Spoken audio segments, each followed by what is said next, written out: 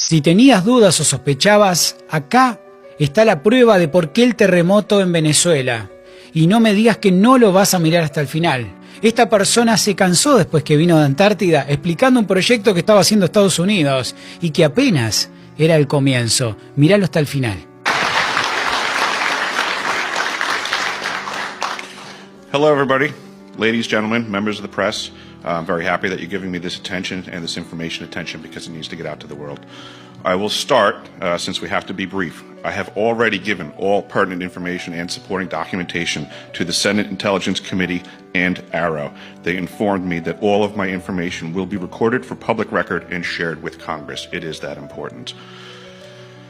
In 2010, I was selected to go down to the South Pole Station in Antarctica for an entire year by Raytheon Polar Services as an employee of a third-party contractor for the National Science Foundation. I function in a dual-role capacity as a tradesman and a firefighter. My responsibilities required me to be more informed than most of my crew and offered me complete access to the facilities. What I learned from this unique experience needs to be shared with the entire world. The technology at the South Pole Station certainly can do what it is presented as its primary purposes, and unfortunately, much more. The IceCube neutrino detector is presented as a passive listening device for the purposes of the science as presented. But I'm going to skip right through the chase, folks. I have provided documentation that proves that the 5,160, what they call DOMs, that are embedded in the ice can actually transmit at 2,047 volts each. That gives us a long list of things to consider. It is effectively a multifaceted directed energy weapons platform that I will list rapidly a few things that it can do. Vehicle detection. We're learning that these off-world craft, on-world craft, ours or other nations, are also emitting neutrinos. So this makes the South Pole Station effectively an air traffic control station for this new level of equipment that nobody's discussing. In addition to the ability to detect neutrinos and the exotic vehicles, I have provided documentation that shows that this is also a system for faster-than-light communications. In the past, Gary McKinnon has hacked NASA, found the off-world fleet, the list of captains, and it's apparent that if we have faster-than-light vehicles moving throughout the system, we're going to need faster-than-light communications. This is that facility. Unfortunately, I have other bad news. The season that I was there, 2010 to 2011, we converted from construction to operations and maintenance in both the elevated station and the detector array.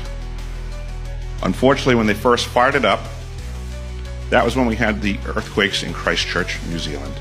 There was 2 incidental shots before they were able to target it correctly. This is an earthquake generating device as well. This is the weapons of war that we have to deal with now and what Raytheon's hiding.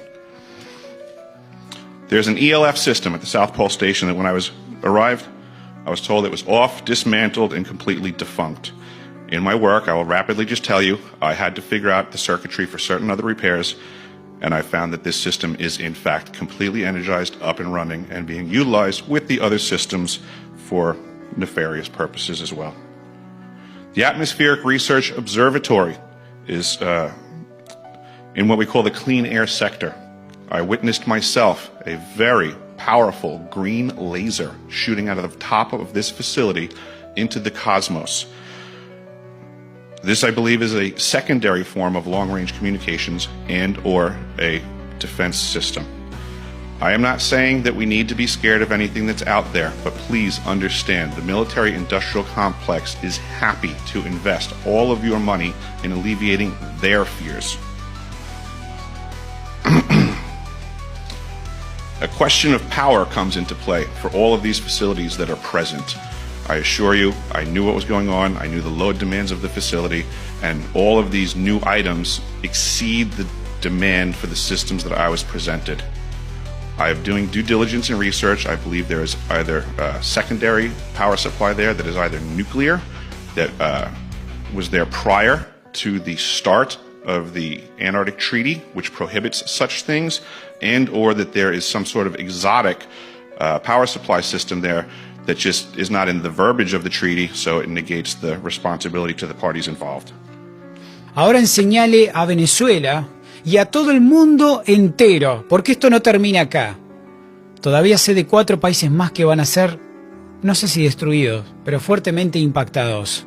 Los neutrinos es real, no es HARP, no es DARPA, no es todo lo que se imagina, ni siquiera la extracción de petróleo. Todo esto viene del Tratado Antártico, de la toma de Ushuaia, de Malvinas, de Puerto del Cabo en África, incluso el sur de Australia. Con los neutrinos se puede hacer terremotos, erupciones volcánicas y enormes y gigantescas tormentas. Solo este mensaje te voy a dar.